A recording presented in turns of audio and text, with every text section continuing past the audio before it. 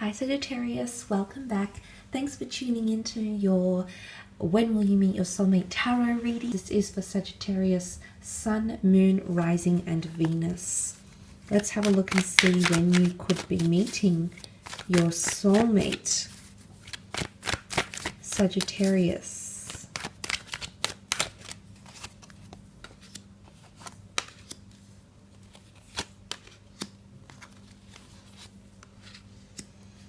Okay, let's start off with the beautiful Star card. Now, the Star card talks about destiny, fate, serendipity, things that are written in the stars for us. So, look, this can also represent the time of Aquarius. So, some of you might be meeting a soulmate in the upcoming time of Aquarius, January 20th to February 18th. It might be when destiny has things in store for you, a destined meeting for someone special. Now, the Star card can also symbolize that destiny is at play already for a lot of you. So it might be that destiny is taking shape and you might already have attracted a soulmate into your life. Now, for some of you, that connection has just been established. For others, that connection has been going on for quite some time.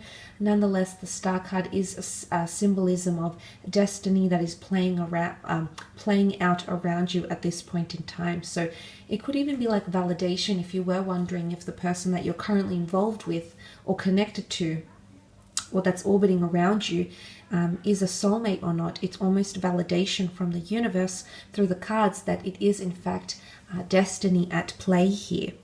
Now, for some of you, you might also be meeting at a time where there's a lot of healing, or when there's healing that's taken place. And healing comes in many forms: self-love, self-forgiveness, forgiveness of others, reconciliation of a relationship.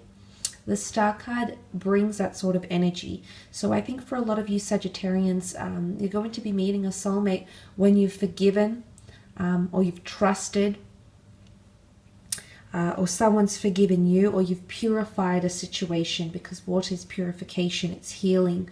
So for a lot of you, this is when this special person is going to be making their way into your life. And things will align, the stars will align in your favor to make that happen faster. It can also speak of a law of attraction and wishing upon a star. So for some of you, this person is coming into your life when you're actively doing more to manifest them, putting the intention out there, thought, feeling, the law of attraction, etc. Now, for others, the Knight of Cups is here, which is really beautiful. He represents a real honest and pure connection here. This is an offer of love, so I feel like a soulmate is going to offer you a lot more than just a relationship. They're coming in with a lot here. But I feel for some of you, there could be a new offer, like a new beginning, or an offer or an opportunity that will present itself around you when this person comes into your life. Now, this could be that you're presented with a new job offer. It could be that there's an inspired thought that comes to you creatively. We also see that the Knight of Cups walks into something more complex here.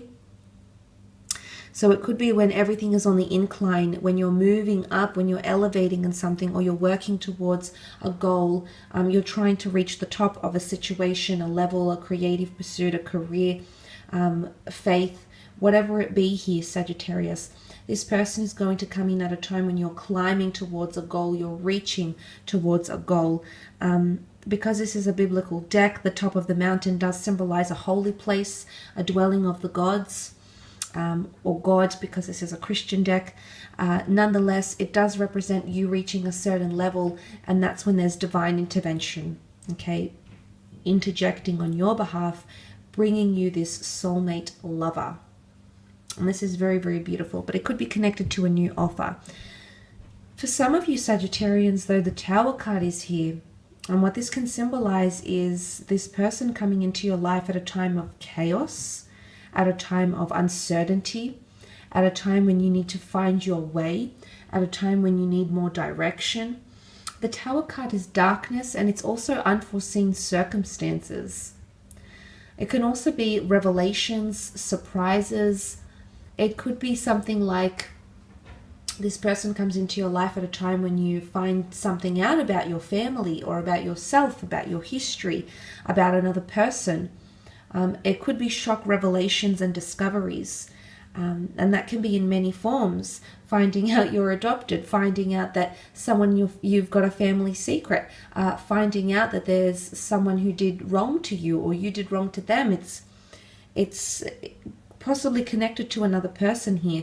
The Tower card can also be one night stands and things that are a little bit taboo, things that are, you know, temptations even. So for some of you, it could even be like a soulmate comes in and it is a tempting situation, as in like it could even be like an affair. Sometimes a Tower card, because it can represent a phallic symbol, can be seen as sexual misconduct. It can be deception even. So for some of you, it might be an affair. You might be meeting this person and it's a temptation here. For others, you might be meeting this person physically and then you finally discover that there's more to this person. But the Tower card can be temptation, or meeting at a time in your life where things are uncertain, where the very foundation, something that you've built up, is delayed or dismantled, and you have to it's almost like you have to go at it again somehow. But it's a very electric and very sudden jolt. So for a lot of you, this person is coming in quite quickly. The connection might play out fairly quickly. It's a very strong electric or sexual chemistry that you might share with this person. But again, for some of you, there's an area of your life that you might have to rediscover or shape up. And it might be when things aren't going very well, okay? It might be that this person comes in and is your ray of light, is the star that leads the way, that gives you inspiration, solace, guidance, etc. So for some of you, it's not at a time when you're achieving goals. It's quite frankly at a time when, you know, goals are, you're receiving setbacks or delays, or things are disoriented, or there's a lot of things happening in your life. Disorientation comes to mind. And you also have the Two of Swords. So for some of you, this person is coming in at a time when you might even have two lovers. It might even be multiple people that you're connected to. You might already be attached to someone somehow, and then this soulmate comes into your life, Sagittarius. You might be at a crossroads in your life. There might be a very important decision that you need to make. Maybe it's spiritual, maybe it's material, maybe it's career-wise. But the Two of Swords can represent a fork in the road. So for some of you, this person is coming in at a very decisive time in your life where you're making major decisions that weigh heavy. I say that because the moon is present in this card.